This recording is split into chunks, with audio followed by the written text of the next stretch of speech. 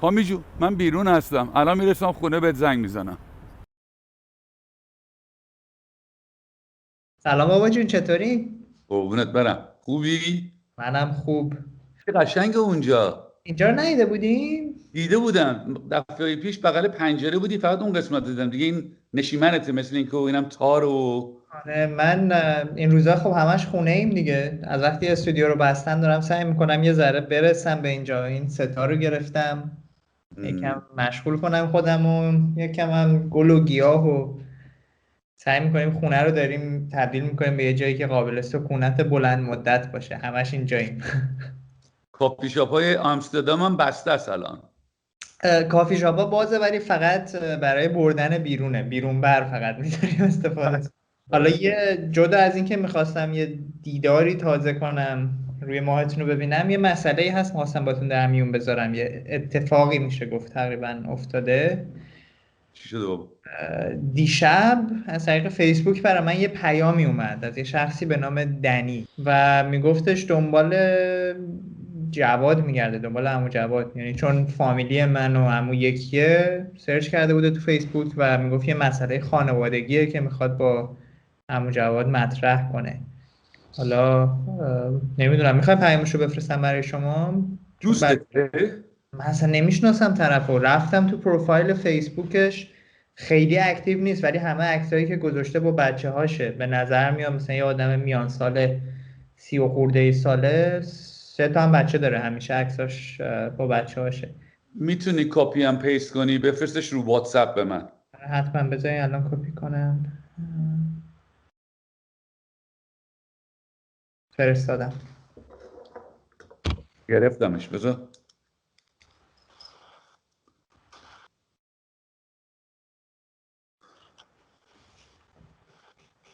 عجب. شما فکر می‌کنین چی میتونه باشه؟ من باید یه قصه رو بهت بگم. بفرمایید. شاید ربط داشته باشه به این.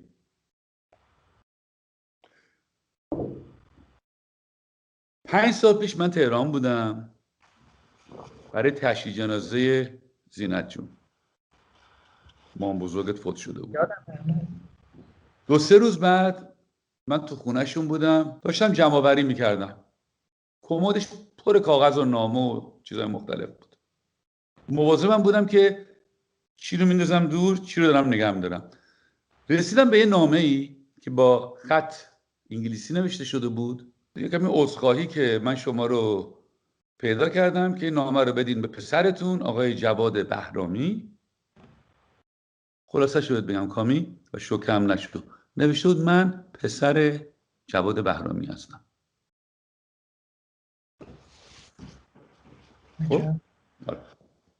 من به کسی هم چیزی نگفتم. نامه رو نگه داشتم، اومدم لندن. لندن که اومدم این نامه رو گذاشتم توی پاکت دیگه، پستش کردم سفارشی، رکورد دلیوری به عمو جواد. 2-3 روز گذشت، خبری از عمو جواد نشد. من زنگ زدم به عمو جواد ببینم نامه رسیده بهش یا نه. گفتم نامه رسیده یا نه؟ گفت بله رسیده. گفتم خیلی بیخیاله. گفتم خب رسیده، این نامه رو من خوندمش، به حال عکس اون پسرم دیدم. عکس هم یه پسری بود 16 ساله، تو نامه هم نوشته بود سن من 16 سالمه، دنبال پدرم جواد بهرامی هم، نه پولی میخوام نه هیچی، فقط پدرمو میخوام پیدا کنم. گفتم خب جواد این چیه قصهش؟ گفت برو کنار، قاطی این قصه نشو، زمان دانشجویی و همش چرت و پرت. نامه ببین من 5 سال پیش پیداش کردم ولی نامه 15 سال قبلش به زینت جون رسیده بود. 5 به 15 میشه 20. تو نامه هم نمیشد من 16 سالمه. 16 و یعنی یه چیزی 36-37 ساله است پسره لابد. عجب. این طرف هم که من تو فیسبوک دیدم همین هلوش ها میزد، 30 و خورده ای نزدیک 40. نمیدونم دیگه چی بودم. خب حالا من چیکار باید بکنم الان؟ تو متن این همین چیزی که الان به من تکست کردی من نمیخوام فورورد کنم به عمو، تو فورورد کن چون به دست تو رسیده. فورورد کن به عمو،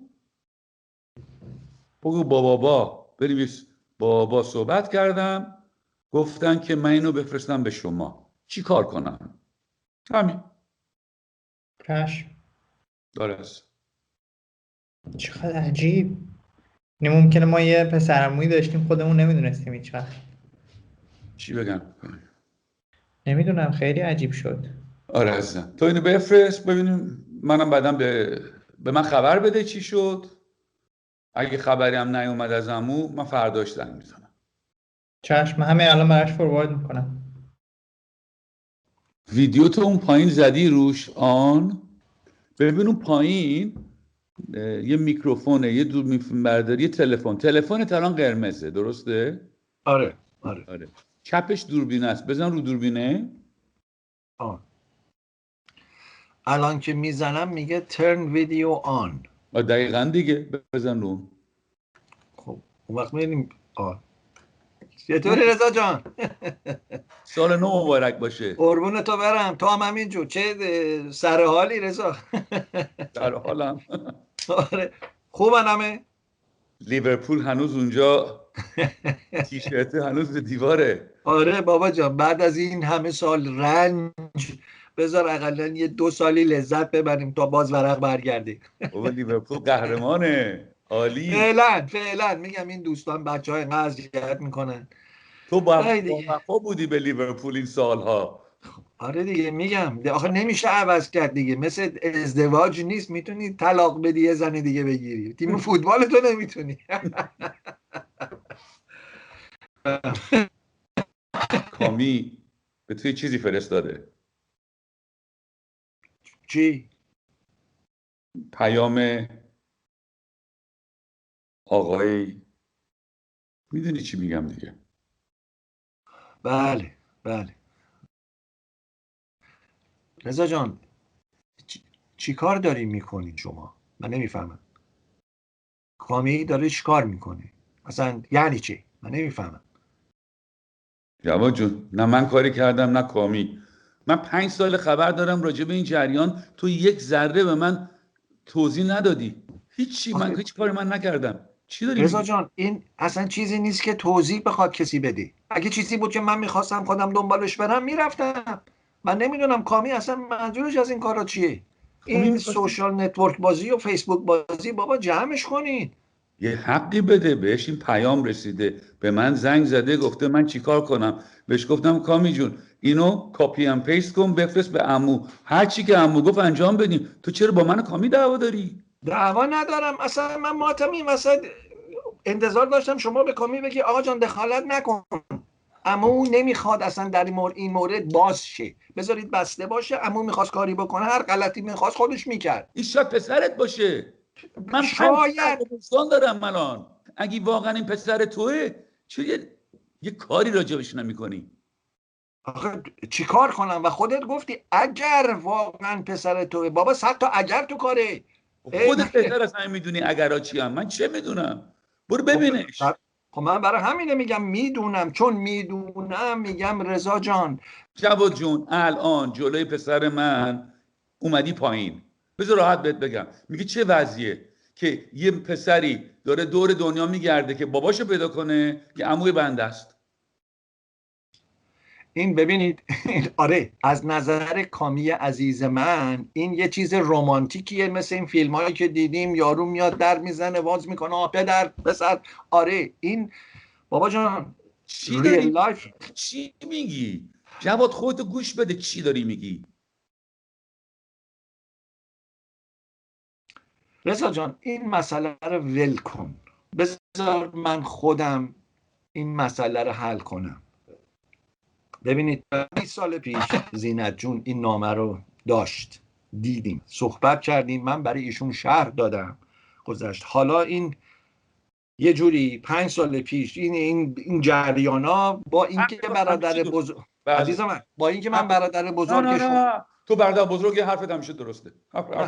حرفت همیشه درسته. چیه عزیز من؟ مگه تو یادت نیست چند سال پیش که شما مثل بقیه 1000 اشکال داشت تو زندگی، ما اومدیم دخالت کنیم، کمک بکنیم، شما اومدی گفتی برادر بزرگ منی، خواهش میکنم کنار وایسا، دخالت نکن. با من گفتم چشم.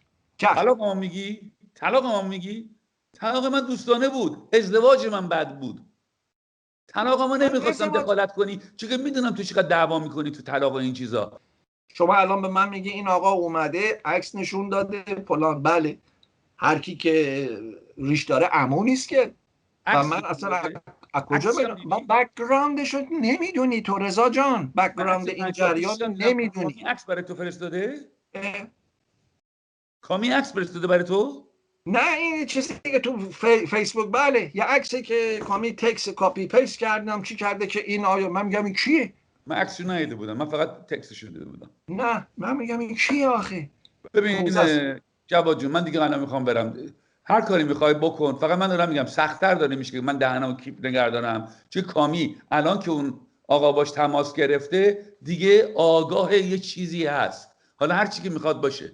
خب ببین هر آگاه چیزی هست رضا جان، کامی رو پیدا کرده، فردا سارا رو هم پیدا میکنه، همه خانواده رو پیدا میکنه. من نمیفهمم، من اینجا دارین منو تهدیدم میکنین اگر بشه چی، اگر بشه آقا جان عزیزم، من هرچی از هرچی میخوام اصلا انگار نکردم، دارم میگم به این جایی داری میرسی آبرو و حیثیت دارن در وسطه، حلش کن خودت. یه طوری اینطوری حل نمیشه بگی نیست نیست نیست نیست، هست یارو ولکنت نیست، نمیخوای اینو بفهمی. میفهمم اینو، میفهمم، ولی از بک‌گراندش که شما خبر نداری. من برای زینت جون گفتم، میخوای الان بگم برای شما؟ بگو. آره میخوام بگی. آقا جان ما دوران دانشگاه که بودیم، اوکی، اون کار که میدونی دانشگاه پارتی میری میای مشروب میخوری، حال شما خوبه، بله بفرمایید نفرمایید، کسی کاری نداره با کی هست با کی نیست. اون دوران جوان بودیم. این خانم خیلی هم دختر خوبیه، نرسینگ میخوند، ما تو دانشکده الکترونیکمون میخوندیم، آشنا شدیم با هم، خاک تو سری کردیم، واقعا خاک بر سر من، خاک تو سری کردیم. و بعد چند مدت اومد گفت من بچه دار شدم. من اینا رو که دارم میگم به زینت جون گفتم همشو، گفتم خانم عزیز شما دوست پسر داشتی، من 3 روز تو زندگیت بودم حالا حامله شدی؟ گفت نه با دوست پسر، حالا میگم با دوست پسرم قرص ضد حاملگی میخوردم، کاندام استفاده میکردیم، ولی با تو نه، من با کسی دیگه هم نبودم. من گفتم برو پی کارت بابا بینه. 3 ماه بعد اومد گفت من حامله شدم. کانترسپشن مصرف کردی؟ نه خرید نه، من فکر کردم اون شاید قرص میخوره. خب بابا نرسینگ داره میخونه. anyway اومد گفت من حاملم. گفتم باشه حامله شدی بسیار خوب، مسئولیت منه، من پولشو میدم، برو کورتاش کن. گفت نه من احتیاج به تو ندارم. از این حرفای نمیدونم فمینیست بازی اون موقع از این حرفا زیاد بود که من نه خودم رو پای خودم، من خودم خرجش. anyway تموم شد و رفت. تا اینکه زینت جون 20 سال پیش به من نشون داد که این کیه، این بچه من نوه منه. نوه گفتم بابا نه، رضا جریان اینه. ببین خدا میدونه کی بوده کی نبوده. من این وسط حالا بیام حالا شما فکر کن من بیام و بگم اوکی یا همه چی با این آقا بچه من نباشه، چه فشاری رو همه اومده بی خودی و برای هیچی. والا مریم تو میدونی پدری از من در اومد سر این جریان، والا میخواست صحبت طلاق میکرد جدا شیم از هم. چرا؟ نه اینکه من خیانت کردم، نه موقع ازدواج نکرده بودیم، بیشتر اینکه تو چرا این مدت که شوهر من بودی نگفتی به من که یه بچه دیگه هم شاید داشته باشی. حالا من اینو چی بگم بابا جان میدونستم نمیدونستم، رو حرف کشتی که یارو آقا من حامله شدم که نمیشه. رضا جان به جایی نمیرسیم، اینجوری به جایی نمیرسیم. اجازه بده من یکم زندگی کنم. برو به کارامون برسیم. نیم ساعت حرف میزنیم. قربونت برم. آمیر ببوس قولم. حتما. قربونت تو. فدات شم. قربانت. کامی الان من با عمو حرف میزدم. مگه قرار نبود کپی ام پیست بکنی متن رو بفرستی؟ فرستادم دیگه. میگه عکس فرستادی باش. عکس‌ها چیه جریانش؟ 2 تا عکس رو پروفایل دنی بود فرستادم که هم عمو ببینه. اتفاقا زیر یکیش هم نوشته بود family is everything، یعنی کاملا مشخصه که طرف دنبال پدرش میگرده. فرستادم شاید عمو بشناسته، شاید بخواد بدونه. باش، من منظوری نداشتم، فقط الان همه چی یه ذره چیزه، میخوام کنترل دقیقا بدونم چی کجا میره چی میشه. خب طرف اومده با من صحبت کرده، از من سراغ عمو جواد میگیره، من که خودم رو دخالت ندادم، اصلا اتفاقی قضیه کاملا. میدونم حالا عمو جواد همین این چیه چیزا من رو میگه. نمیفهمم، مثلا عکس من فرستاده باشم یا نه، ممکنه این شخص پدری داشته باشه که عموی ما باشه، چرا خب یه شانس بهش نمیده یه قهوه بخورم با هم ببینتش اصلا؟ واقعا درکش نمیشه برای من. همه این حرفایی که تو زدی من بهش دادم. خب جوابش چی آخه؟ جواب معقولش اینه که باید یه شانسی به یه فردی بدی که حداقل ما میدونیم 20 سال دنبال پدرشه. میگه بس فکر کنم. آخه میگم تو 20 اصل سال داری حجر فکر میکنی. زندگی میگم 20 نمی‌کنیم. سال داری فکر میکنی. آخه تو عصر حجر که زندگی نمی‌کنیم، در عرض 2 روز میشه مشخص کرد کسی بچه آدم هست یا نه. یه تست دی ان ای، یه تست بالاخره راهش هست. اگه نمیدونم دیگه. رو در رو هم که اصلا نمیخواد بشه با این قضیه دیگه. نه ولی از من خواهش کرده که به تو بگم که اگر دنیل تماس گرفت با تو یا خودت انتخاب نکنی که با دنیل یه میتینگی یه قراری برقرار کنی. از من خواسته اینو به تو بگم که تو این کار نکنی. من گفتم این کار خیلی سخته، تو یه مردی برای خودت و من تو رو نمیتونم کنترل کنم، اون تشخیص خودته، انتخاب خودته. الان من فقط خواهش میکنم ازت که هیچ جوابی ندی فعلا. شاید فردا پس فردا بگم هر کاری دلت خواست. الان میگم هر کاری خواست دلت خواست بکن، من میگم خواهش میکنم فقط کاری نکن. بذار فعلا 24 ساعت ببینیم عمو میخواد چیکار بکنه. آره خب نه این که معقوله. من فکر کنم اگه با تو تماس گرفته با سارام تماس گرفته، با مریم جونم شاید تماس گرفته، چه میدونم. آتیشیم انگار هیزم ریختیم توی آتیش، گنده ترش میکنیم. بکمی آروم. من این ازت خواهش فقط میکنم. میمونی زنمون نمیدونه مثلا از ترس طلاق عمو جواد میگه نه؟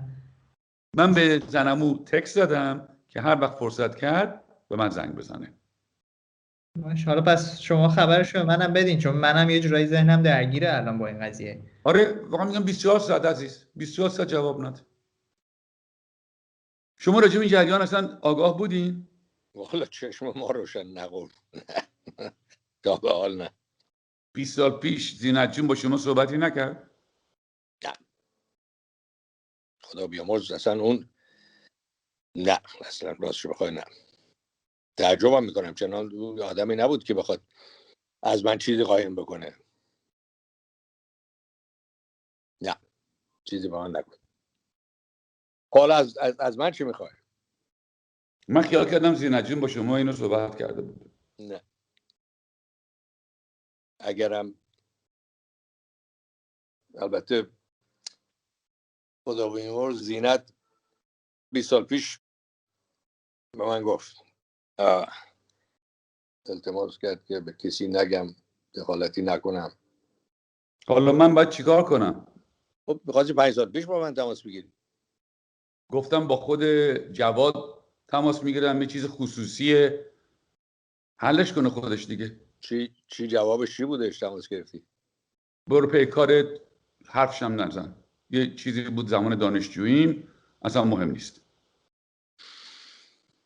حالا چیکار کنم که نمیدونم. من میدونی که با جواد خیلی سال است که اصلا تماسی ندارم، ولی الان میخوای من تماس بگیرم با جوونه این چی بود اسمش؟ دانیل. شما تماس بگیرین که جواد دیوونه میشه. بلکه همین لازم باشه یه کسی انگولکی این موقع رو بکنه، یه جوری جنجالی را بندازه که بلکه به غیرت بیاد. میگه بعد دخالت کردین تو کار خصوصی من. البته که دخالت کردین، این کار عمومی خانوادگی خصوصی یعنی چی؟ یا اگه ما یه نوه زاده کسی داریم یه جای دنیا، یعنی چی ازش محروم باشیم که نشناسیم، بلکه خوشمون بیاد، بلکه علاقاتشو بخوایم بچه‌هاشو ببینیم، بخوایم چند کسی فامیلی نمونده دیگه. دایی جان من از اون موقع که نامرد دیدم 5 سال پیش، نمیگم هر شب بیخوابی داشتم نه، ولی اذیت شدم. یه جایی تو مغزم تو دلم عذاب وجدان دارم، حس میکنم که یه مسئولیتی دارم من به این. حالا ببین تو که یه دفعه سعی کردی اونم بهت گفته فضولی موقوف، حالا میگه یه کاری بکن، به کامی بگو بره این دانیله رو ببینه. کامی پسر من بره دانیل ببینه؟ آره بدون بگه نمیشه. جواد دیوونه میشه اصلا. بگه کسی صحبت بگه تکلیف بکنه با طرف، بگه آقا جون من دارم میام تو رو خصوصی ببینم، نمیخوام به کسی بگی.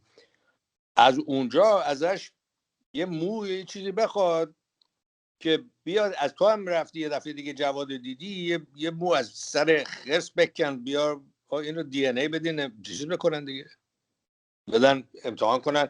تو اقلا بدونی تکلیف رو این نتیجه رو بذار یه روز دعوتش کن نهار، این دی ان ای اونجا جوون عکس جوونه رو بذار جلوش، عکس ستا نوه‌هاشم، حالا بفهمیم که واقعا جواد پدر این پسره. آبروشو ببری آقا جون، با جنجال این تکونش بدی. تا به حال اگر در رفته 5 سال پیش گفته فضولی موقوف یا از فکرش ذهنش خارج کرده، وقتی که یه ورق کاغذ دی ان ای طبیعت آینده بچه و گذشته و خودشو میاره بذاری جلوش، دیگه از حقیقت نمیتونه فرار کنه، یه واقعیت دیگریه. دایی جواد توش گیر کرده، فکر کنم شرمنده است. تو توش گیر کردی. تو به جواد چرا تو مسئولیت با تو، الان تو بس وجدان و وظیفه شخصی تو بس عمل بکنی انجام بدی. اونو به کار داری هی به جواد میکنی، رضا بکن. آقا رضا تو قلباً چی میخوای از این موضوع؟ چیکار میخوای؟ تو اگر رو درواسی نداشتی و ببخشید ترس از داشت نداشتی که اگه حسابت کاری بکنه یا اینکه فوقش بگه دیگه باهات کاری نداره، چیکار میکردی؟ اگر بچه تو در چنین موقعیتی بود خودت چیکار میکردی؟ اگر این اتفاق برای تو میافتاد تو چیکار میکردی؟ این سوال خیلی کردم از خودم. جوابم فقط خودت میتونی بدی. جواب ساده‌ای پیدا نکردم.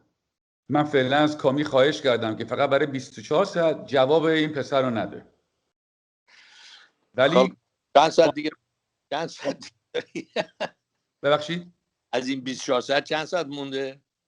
نصف روز مونده. حالا میخوای بعد از من با کی تماس بگیری و مشورت کنی؟ با روانشناست میخوای بری باز بشینی؟ با سایکوتراپیستت؟ دایی جان یا مرسی. حالا اگه نمیدونم فایده ای داشتش، نصیحتی بود، راهنمایی بود، در صورت هر چی بودش، همیشه من شما رو ببینم فایده داره. قربونت برم. قربون دارم. اگر دایی you're looking good. I like that. خداحافظ. قربونتون برم. خداحافظ. مریم جون مرسی وقت کردی. حالت خوبه؟ خوبی رضا جون؟ قربونت برم. چی بگم والا، چی بگم از دست این برادر جواد؟ چی بگم؟